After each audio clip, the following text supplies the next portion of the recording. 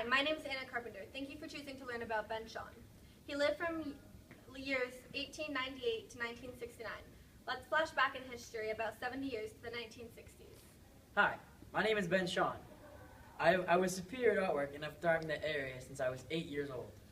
You are known for your artwork and photographs. However, do you have any other main interests? Yes, I do. I wrote a book called The Shape of Content. I also was preparing to be a doctor because I had a desire to know about anatomy, not the practice itself. I was born in Lithuania and immigrated to the U.S. There I went to NYU, City College of New York, and the National Academy of Design. I love to travel. Twice I went to Europe and North Africa to study art. Have any main artists or teachers influenced your work? Not as much as one would think. I was once told that art doesn't concern itself with anything except the material. At first I went by this, but quickly I began to discard the advice. Unfortunately, I could never find a hardening teacher. I had one teacher that came up to me as I was reading a book on Cézanne, and he tore it out of my hand and threw it across the floor.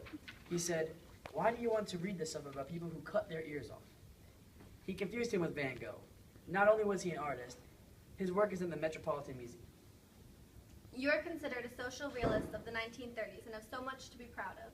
You were part of the New Deal Arts projects with your wife, Bernarda, shared a studio with Walker Evans, helped Diego Rivera with the Rockefeller Center frescoes, have worked with the WPA in New York City on prohibition, worked on a piece in the Bronx post office, was a Norton professor at Harvard University, constructed the famous Sacco and Vicente mosaic mural at Syracuse University, and created a mural for the Social Security building.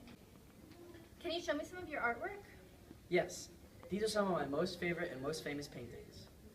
This mural I did in 1936. I was hired by the Farm Security Administration, a New Deal body, to photograph the American South. This photograph shows it hung in the Roosevelt, New Jersey. And this mural, the Jersey Homestead mural, what was so special about it? This is the biggest fresco painting I ever did.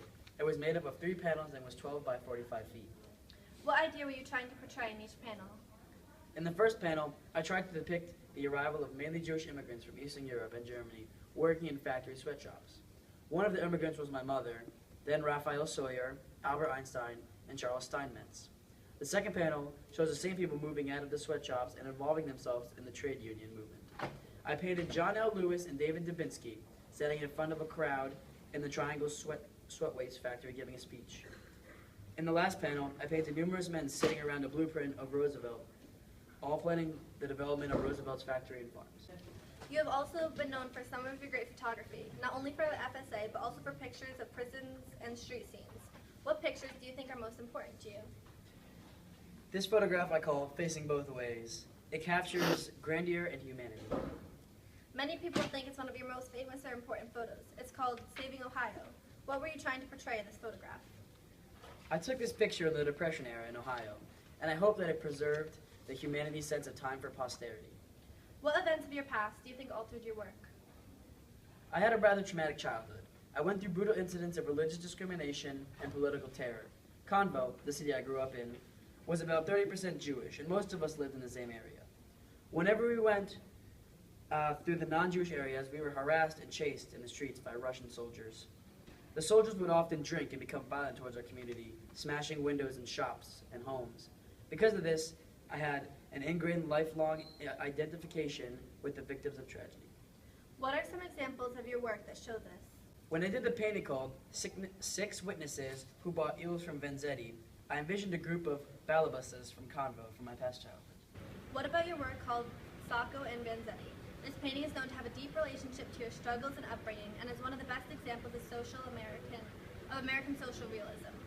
In the painting, you see 2 men, Sacco and Vanzetti, in open caskets in front of a courthouse. There are 3 men standing over the caskets and a judge in the window of the courthouse in the background with his right hand raised. This painting is known for its strong vertical elements and its muted color palette. Does this painting connect with times in your life? Yes, it really does. Years ago, my wife Bernarda told me if Sacco and Vanzetti had been Jewish and socialist, they could have been members of my family. What kind of work were you working on before the Depression, and how did it change after the Depression? Well, ever since a young age, I have always worked on my art, so it wasn't my profession that changed as much as the content of my art. When the Depression started, I traveled to Pennsylvania, Delaware, and 10 southern states to take photographs of poverty resulting from the Depression. Why was it that the government employed you? The government originally employed me because they needed artists for their propaganda campaigns against Hitler and the Nazi regime. These artists would create posters and artwork that would inspire American citizens to contribute to the war in any way that they could. I was one of these artists. However, I only did 2 pieces. This is Nazi brutality, and we French workers warn you, defeat means slavery, starvation, and death. I ended up leaving the OWI, which was the organization that hired me, because I didn't see eye to eye with a lot of the imagery produced by the agency. They also did not like a lot of my work because to them it was too violent or not appealing enough. I think the OWI wanted artists to make art that reminded Americans how they could contribute, but I wanted to make art, not advertisements. Would you consider the relationship between you and the government successful? The government and I had an iffy relationship because my paintings were known for being too violent or not appealing enough. I don't think the government really understood the messages I was trying to convey through my artwork. On one hand, I wanted my art to be aesthetically pleasing, but on the other, I also wanted to deliver them a message. I feel like the government only wanted aesthetically pleasing art, so I tried to find a medium between the two. On some of my pieces, I felt delivering the message was more important than creating a beautiful and pleasant image. So some of my pieces did not appeal to what the government wanted. I find it interesting that looking at your paintings and your photographs, they compare in the way that they all deliver an important message or theme. Yes, I always thought the real beauty of art was in the message that the artist was trying to deliver. Obviously, I also want my art to be beautiful to the eye, but also to the mind. I worked as a photographer for the FSA from 1933 to 1938. I produced images of impoverished rural areas and the people living in them.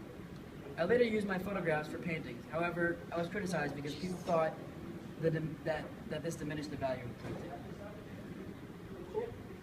After learning about one of the greatest masters of the 20th century, would you like to learn more about arts, politics, social issues, or economics?